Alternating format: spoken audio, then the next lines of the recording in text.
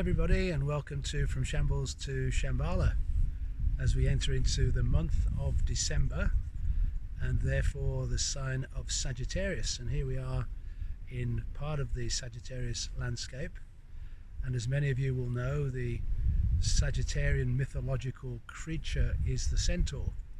It is the white horse with the human being sitting astride, and the whole energy of Sagittarius is about firing the arrow of your heart's desire. So you send that arrow off into the distance from your heart, ping, and over it goes beyond the horizon, so you don't see where it lands. All Sagittarians have to go on a pilgrimage to discover their truth. And so now you go on that pilgrimage, and just as we move into December, we enter into the ninth gene key. And the ninth gene key is the gene key of details. So now then you use the ability with details to lead you to where the arrow landed in your future self. So you have this lovely pilgrimage to go on to find your true inner self. So just giving you a bit of a reflection of what's happened and is going to happen from the 11/11 in November right through to the winter solstice. It's a 40-day window of opportunity. So on the 11/11, this portal gate opened up for us to download higher frequency light into our being, and that was fairly quickly followed up by the almost total lunar eclipse on November the 19th. And because we were in the depths of Scorpio, this was a very intense time where everybody's stuff was coming up. So much so that a number of people went through a shamanic death, and it felt like a real death. What it was the dying to the old way of your being, letting go of all of the attachments to the old world, setting yourself free from anything holding you back from fully stepping into your true divine nature for the next phase of human evolution. It was a difficult and intense time. And then over the 20th, 21st of November, we moved out of Scorpio into Sagittarius. And when that happens, we step into the 34th gene key, which is the phoenix rising from the ashes. So just imagine then on that lunar eclipse that you were taken down to the depths of your being to shed all that no longer served you into the ashes, and then you begin to rise again through the next phase.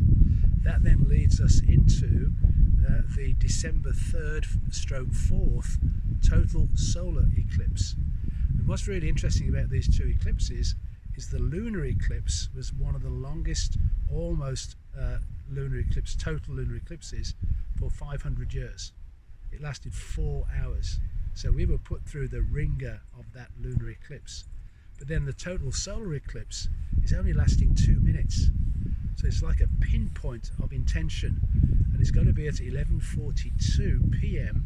on December the 3rd Pacific. So in most locations it will be in the night time of December the 4th, and it will only be visible in the Antarctic. So although we're not going to be seeing it, we are going to be experiencing it right at the southern tip of the planet. And so this is your phenomenal opportunity to reset yourself into an upgraded aspect of your true divine nature. So I strongly suggest that on the evening of the 3rd, before you go to bed, that you set some really clear intentions for yourself for this next phase. And that next phase is a 6-month period going through to the next set of eclipses that will be in the summer next year. Well, they'll be in the sign of Taurus, so it'll be April, May next year. So then from there we move through 2 weeks to December the 18th, when we have the full moon in Gemini. It's not an eclipse, it's a full moon in Gemini. But why that's significant is that December the 18th every year is when the planet Earth is directly below the galactic center. So here's another opportunity to download this energy and information from source through the center of the Milky Way galaxy, taking place on the full moon in Gemini. And that full moon in Gemini is going to be connected to the Sun and Mercury conjunct together. Mercury is the bringer of messages. And so this 18th of December creates this wonderful opportunity for that. But then we have the winter solstice just 3 days later. So there's going to be this 3-day window of opportunity to really connect with source and bring this higher frequency energy through. And that energy brings with it a feeling of this upgrade of energy, but also information coming with it. Now, coincidentally with that, we have this very, very unusual and interesting situation where Venus comes into a conjunction with Pluto. Now, Pluto has been playing a massive role in all of this energy over the last 2.5 years, because Pluto is the transformer. And if you recall, going back to that January 12, 2020 date, was when we had this Pluto-Saturn conjunction in Capricorn, the beginning of the unraveling of the old energies, the old paradigm, the old patriarchal systems. And then we had that Saturn-Jupiter conjunction, which was the beginning of the age of Aquarius last winter solstice. Now this winter solstice, we have Venus conjunct with Pluto. And Venus is turning retrograde during this time. So Venus has got a massive impact on the transformational energy that's taking place. So this Venus energy is the feminine, it's our personal values, it's our finances. So this is about the transformation of all of that energy on this winter solstice, another very, very powerful day. And then it's not over, because when we go into Christmas, we have this third Saturn-Uranus square taking place this year. The Saturn-Uranus process lasts for 44 years. And this is the third quarter, so there's one more quarter to go to 2032. So 2021 is this looking at the circumstances that we're in and how far have we come and how much further do we need to go. Saturn is all about the old patriarchal energies. Uranus is about our personal freedom. So my own personal interpretation of this particular third quarter square is the final one of 3 squares is saying, Uranus is saying, come on, are we free yet? And let's ask Saturn to produce the new structures for us of the new Earth. And this is taking place through the 3 days over Christmas, from Christmas Eve through to Boxing Day, the precise square.